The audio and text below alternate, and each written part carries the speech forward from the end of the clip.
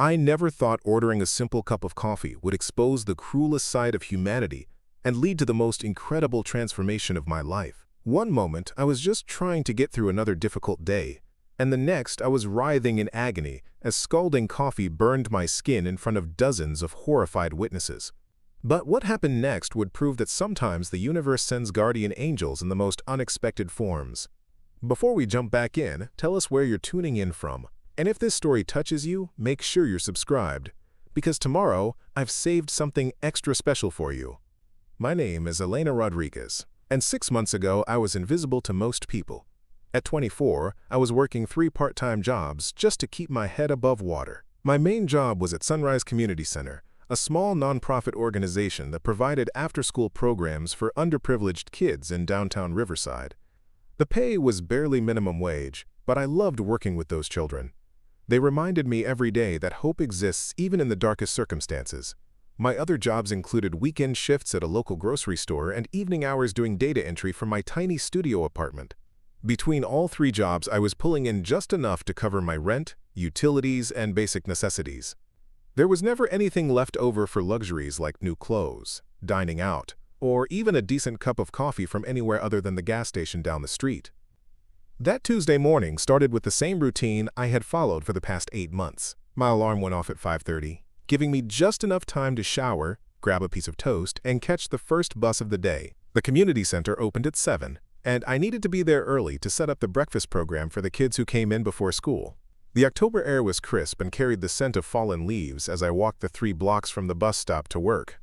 Riverside was one of those cities where you could see the stark contrast between wealth and poverty just by crossing a few streets. The community center sat right on the border between the struggling neighborhoods where most of our kids lived and the affluent district where the wealthy families owned their sprawling mansions and luxury cars. I had been working at the center for almost 2 years, ever since I dropped out of college when my mother got sick. She needed someone to take care of her, and I couldn't afford both tuition and her medical expenses. After she passed away last spring, I found myself stuck in this cycle of working multiple jobs just to survive, with no clear path forward and no family left to support me. The kids at the community center had become my purpose.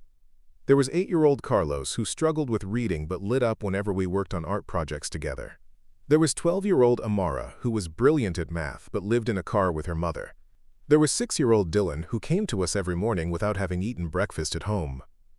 These children needed someone who cared about them, someone who saw their potential when the world seemed determined to overlook them.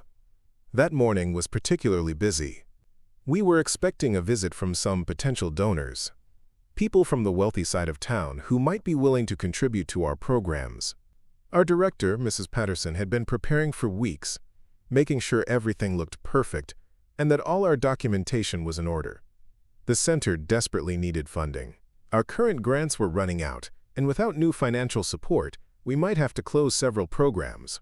I spent the first part of the morning helping serve breakfast to the kids and reviewing homework with those who needed extra help. Carlos showed me a story he had written about a superhero who helped other children.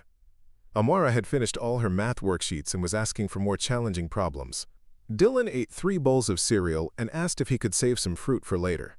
Around 10 o'clock, after the school-aged children had left for their classes, Mrs. Patterson asked me to run to Grandview Cafe to pick up coffee and pastries for the donor meeting.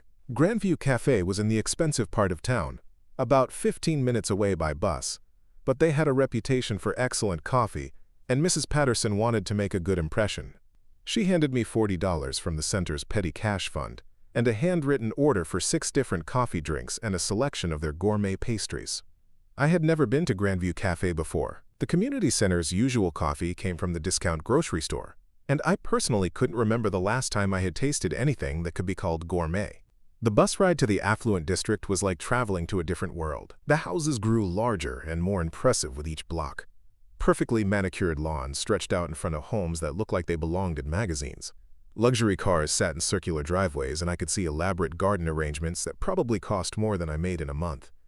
Grandview Cafe was located in the heart of the upscale shopping district, surrounded by boutiques, art galleries, and restaurants that I could never afford to enter.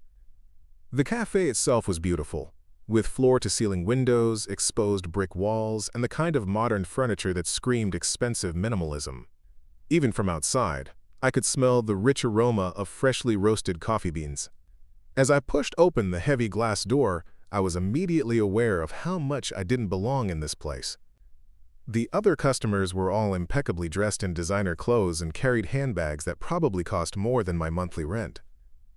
I was wearing my best work clothes, a simple gray sweater and black slacks from the discount store, but next to these people I felt like I was wearing rags. The barista behind the counter was friendly enough, though I could sense her taking in my appearance and making quick judgments about my ability to pay for expensive coffee drinks.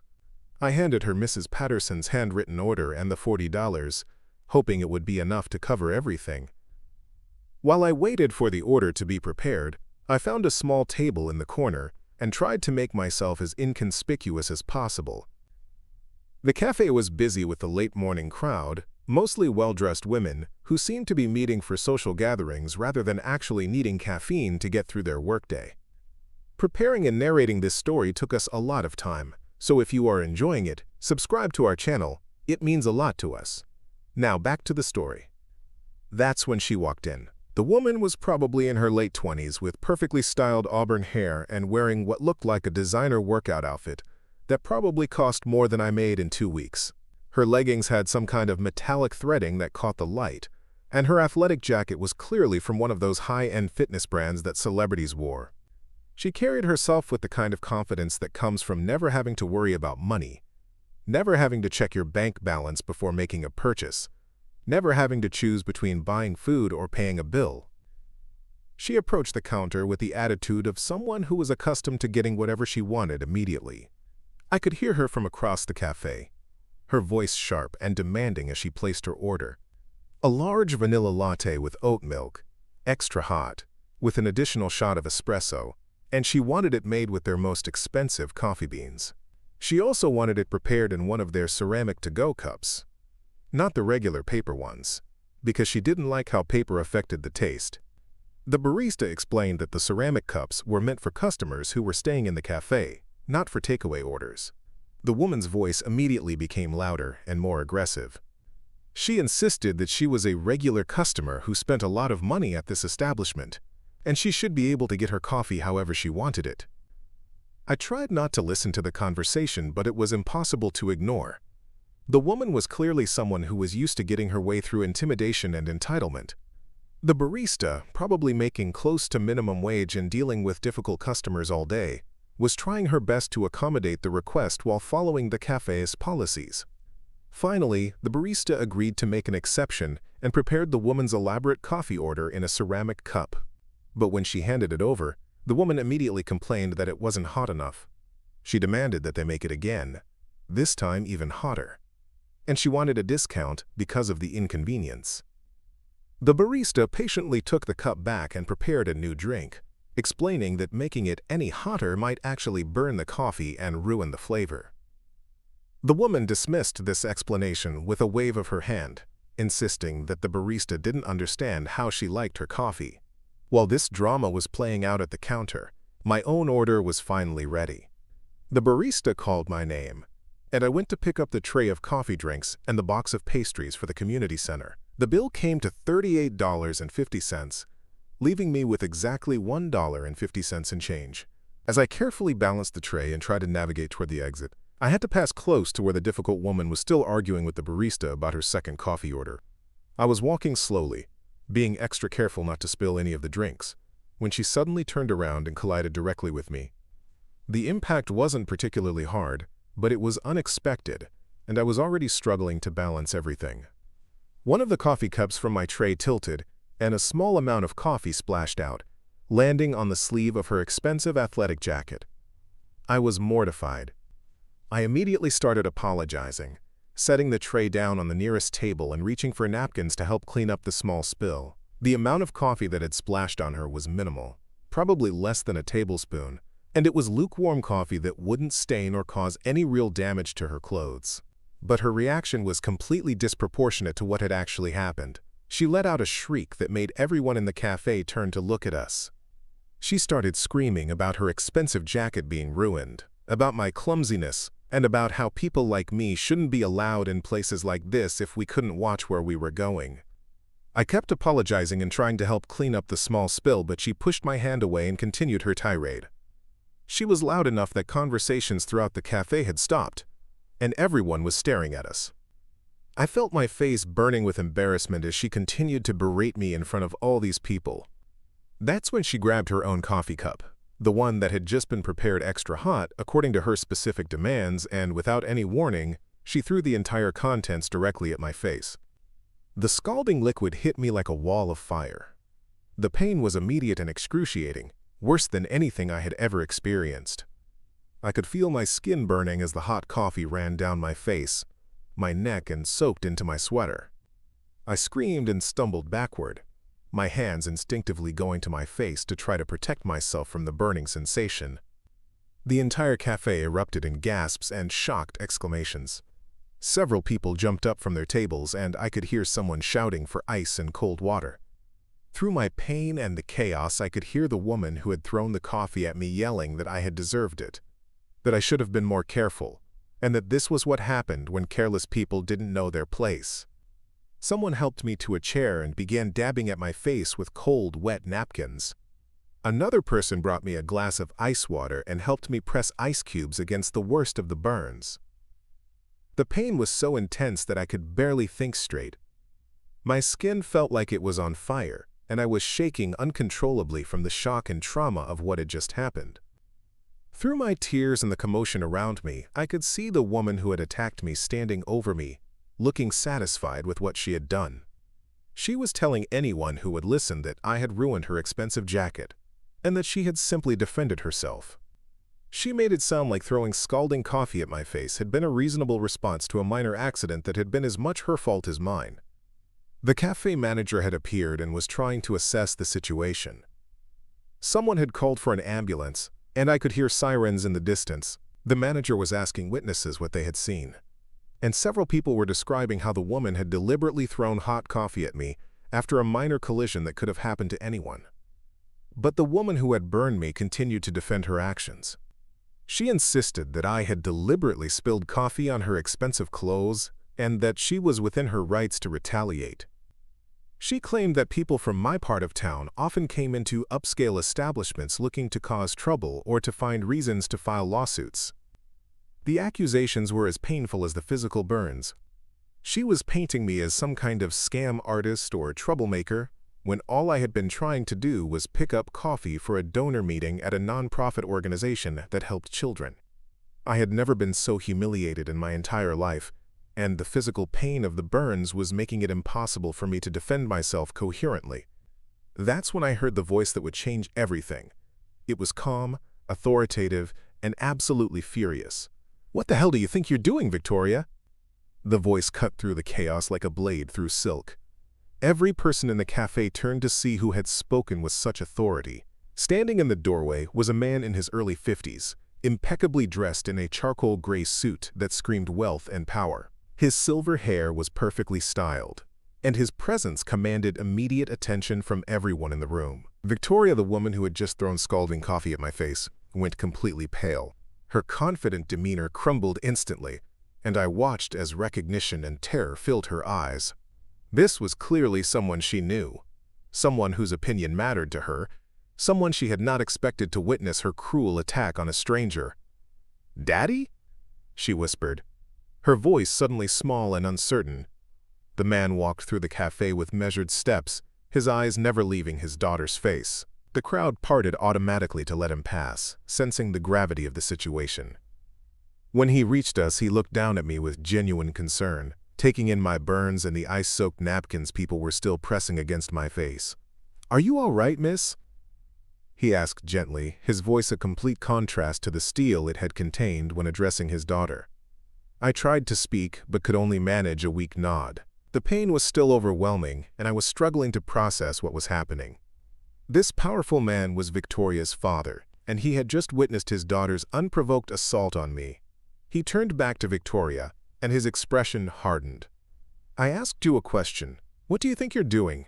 Victoria stammered, trying to explain herself. "She spilled coffee on my new jacket, Daddy.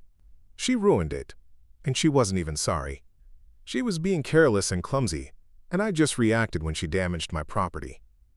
Several witnesses immediately spoke up, contradicting her version of events. A woman at a nearby table said loudly, "That's not what happened at all. It was clearly an accident, and the young lady was apologizing immediately. Your daughter deliberately threw hot coffee at her face," an elderly man added. "I saw the whole thing. The young woman was trying to help clean up a tiny spill when your daughter attacked her. It was completely unprovoked and vicious." Victoria's father listened to the witnesses with a grim expression. When they finished speaking, he looked at his daughter with disappointment, so profound it was almost palpable. "Victoria, I have spent the last 28 years trying to teach you basic human decency. I have given you every advantage, every opportunity, every luxury that money can buy. And this is what you do with those privileges?" "But Daddy, Victoria began. "She what? She accidentally bumped into you? She spilled a few drops of coffee on a jacket that you probably have 10 more of at home? And your response was to potentially disfigure an innocent person?" His voice was getting louder, and every person in the cafe was hanging on his every word. The paramedics arrived and immediately began treating my burns. They were professional and gentle, cleaning the affected areas and applying cool compresses to reduce the damage. One of them told me that I was lucky the coffee had cooled slightly by the time it hit my face, or the burns could have been much more severe. While the medical team worked on me, I could hear Victoria's father continuing his lecture. "Do you have any idea who this young woman is? Do you know anything about her life, her circumstances, her character? Or did you just see someone you perceived as beneath you and decide that gave you the right to hurt her?" "I don't know why you're making such a big deal about this, Daddy," Victoria whined. "It's not like she's anyone important. Look at her clothes, look at where she probably comes from. People like her are always looking for opportunities to cause trouble for successful people." The silence that followed her words was deafening. Every person in the cafe was staring at her with disgust and disbelief. Even the baristas had stopped what they were doing to witness this incredible display of entitlement and cruelty. Her father's voice, when he spoke again, was deadly quiet. "People like her? Victoria, this young woman was here on behalf of a non-profit organization picking up coffee for a meeting with potential donors. She works with disadvantaged children, trying to make their lives better with almost no resources and certainly no recognition. She represents everything that is good and selfless in this world, while you have just demonstrated everything that is ugly and selfish." I was amazed that he knew these details about me, but then I realized that the community center's order form had been sitting on the table where I had set down the tray, and he must have seen it. "How do you know all that?" Victoria asked suspiciously. "Because unlike you, I pay attention to the world around me. I notice when someone is working multiple jobs just to survive. I recognize the signs of someone who puts others before herself, and I can tell the difference between someone who has earned respect through their actions and someone who demands it because of their bank account. The paramedic treating me said that I should go to the hospital to make sure the burns weren't worse than they appeared. The thought of hospital bills filled me with dread. I had basic health insurance through one of my jobs, but it came with a high deductible that I couldn't afford to meet. Victoria's father must have overheard the paramedic's recommendation because he immediately stepped forward. "I will cover all medical expenses, of course, and I insist that you see the best dermatologist in the city to make sure there's no permanent scarring." "Daddy, you can't be serious," Victoria protested. "You're going to pay for her medical bills? She's probably just going to exaggerate her injuries to get more money out of us." The look her father gave her could have melted steel. "Victoria, you are going to stop talking. Right now. You have already embarrassed our family enough for one day." He turned to the cafe manager, who had been watching the entire scene with wide eyes. "I want copies of any security footage you have of this incident. I also want the names and contact information of anyone who witnessed what happened here today." "Of course, Mr. Whitmore," the manager said immediately. "Whatever you need." Whitmore. I had heard that name before. Jonathan Whitmore was one of the wealthiest men in the state, a technology entrepreneur who had built multiple successful companies and was known for his philanthropic efforts. He was also known for his demands for ethical behavior from his employees and business partners. As the paramedics prepared to transport me to the hospital, Mr. Whitmore approached me again. Miss, I know this is a terrible situation, but I want you to know that my daughter will face consequences for what she's done. This behavior is unacceptable, and I will not tolerate it. You don't have to do anything, I managed to say through my pain. I just want to go home and forget this ever happened. No, he said firmly. What happened to you today was a crime. It was assault with a dangerous weapon. But beyond the legal aspects, it was a fundamental violation of human decency. You deserve justice, and more importantly, you deserve to know that there are people in this world who will stand up for what's right. Victoria was becoming increasingly agitated as she realized that her father was serious about holding her accountable. Daddy, you're overreacting. It was just coffee. She's fine. Look at her. She's barely even burned. One of the witnesses, a young mother with her toddler, couldn't remain silent any longer. Just coffee? I saw what you did. You deliberately threw scalding liquid at another human being's face. If someone did that to my child, I would want them arrested. Your child probably has better manners than this woman does, Victoria snapped back.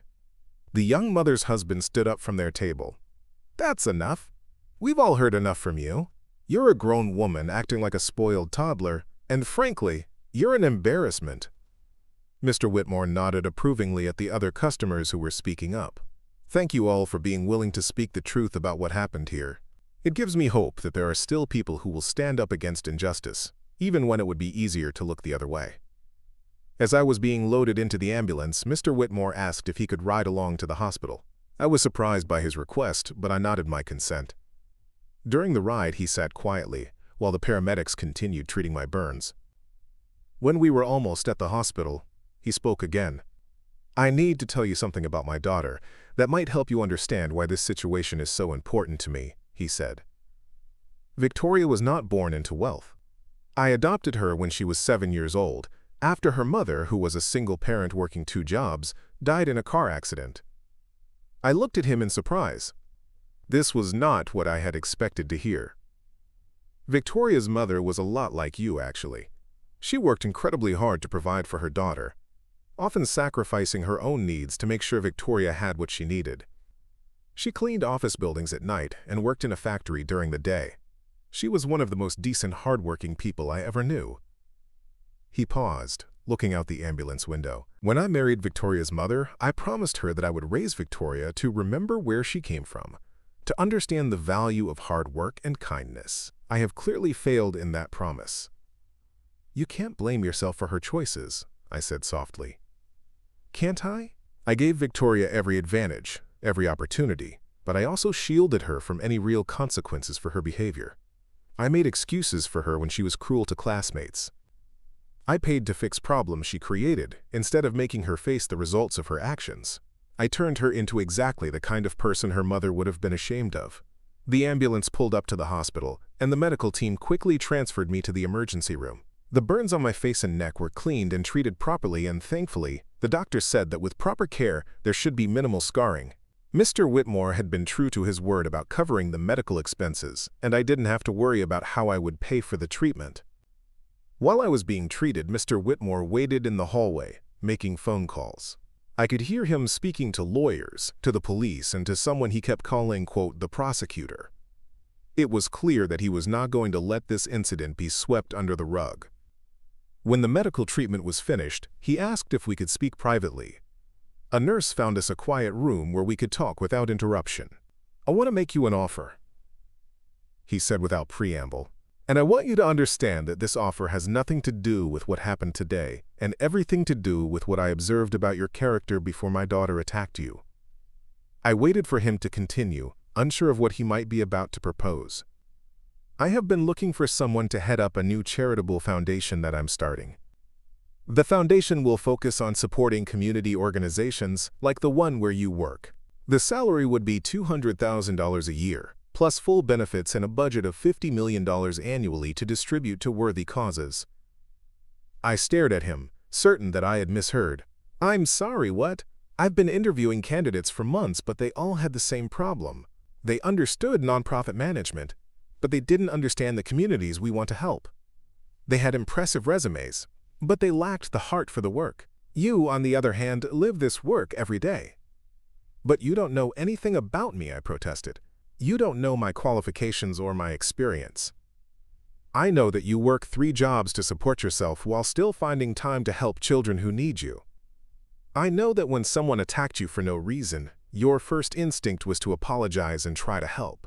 I know that you're here picking up expensive coffee for a donor meeting because you understand that sometimes you have to spend money to raise money. That tells me everything I need to know about your character and your judgment." I felt tears forming in my eyes, but these weren't tears of pain or humiliation. They were tears of hope and disbelief. Why would you trust someone like me with that kind of responsibility? Because someone like you is exactly who should have that responsibility. The wealthy people I usually deal with write checks to charity so they can feel good about themselves at dinner parties. You actually know what it means to need help, and you know what good help looks like. He reached into his jacket and pulled out a business card.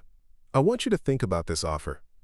Take as much time as you need, but I hope you'll say yes, because I believe you could change thousands of lives for the better." As he prepared to leave, I asked him one more question. "What's going to happen to Victoria?"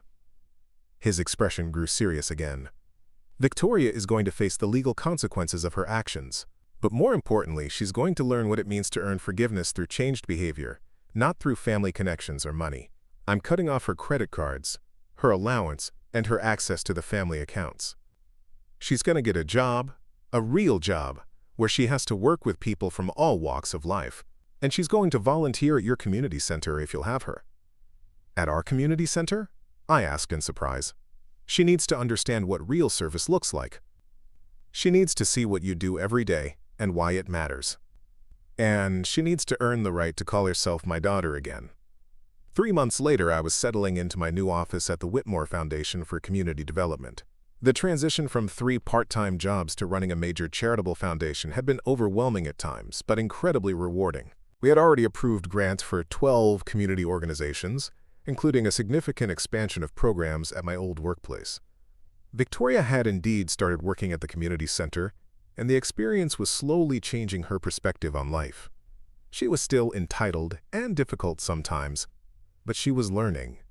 Carlos, the 8-year-old who loved art projects, had become particularly fond of her because she was good at helping with his drawings. Mara had challenged Victoria to learn the math concepts she was working on, and Victoria had discovered that she actually enjoyed tutoring. The legal case had been resolved, with Victoria pleading guilty to assault charges and agreeing to community service and anger management classes. More importantly, she had written me a letter of apology that seemed genuinely remorseful and demonstrated real understanding of how her actions had affected me. But the most meaningful change was in how I saw my own worth and potential. That day in the cafe, when scalding coffee was thrown in my face, I had felt like the smallest, most insignificant person in the world. I had been reminded of all the ways that society tells people like me that we don't matter, that we're disposable, that we should be grateful for whatever scraps we're given. Mr. Whitmore had shown me something different. He had shown me that character matters more than wealth, that kindness is more valuable than status, and that sometimes the people who seem to have the least to offer are actually the ones with the most to give. The foundation had become more than just a job for me. It had become a mission to make sure that other people in situations like mine knew that they mattered, that their struggles were seen, and that there were people willing to fight for their dignity and their dreams. Sometimes I think about that terrible morning and wonder what would have happened if Mr. Whitmore hadn't walked into that cafe at exactly the right moment. Would Victoria have faced any consequences for her actions? Would I have been able to afford the medical treatment I needed? Would I still be working 3 jobs just to survive? But then I remember that he had been planning to offer me the foundation job even before his daughter attacked me. He had recognized something in me that I hadn't even seen in myself. The coffee incident had simply given him the opportunity to demonstrate that he was serious about his values and his commitment to justice. The experience taught me that we never know who is watching us or how our actions might impact our futures. Victoria learned this lesson the hard way, when her moment of cruelty was witnessed by the one person whose opinion mattered most to her. But I learned it in a more positive way, discovering that someone had been observing my character and my work ethic long before I knew he existed. Today, the Whitmore Foundation has distributed over $30 million to community organizations across 3 states. We've helped expand after-school programs, fund job training initiatives, and support families in crisis. Every dollar we give out represents someone's opportunity to build a better life, just like the opportunity that was given to me. And Victoria? She's become one of our most dedicated volunteers. She still has moments of entitlement and selfishness, but she's learning to channel her privileged background into something positive. She's discovered that using her connections and resources to help others feels better than using them to hurt people. If this story has taught you anything, I hope it's that your circumstances don't define your worth. I hope it's shown you that kindness and character will always matter more than money and status. And I hope it's reminded you that sometimes, when everything seems darkest, the universe has already set in motion the events that will change your life forever.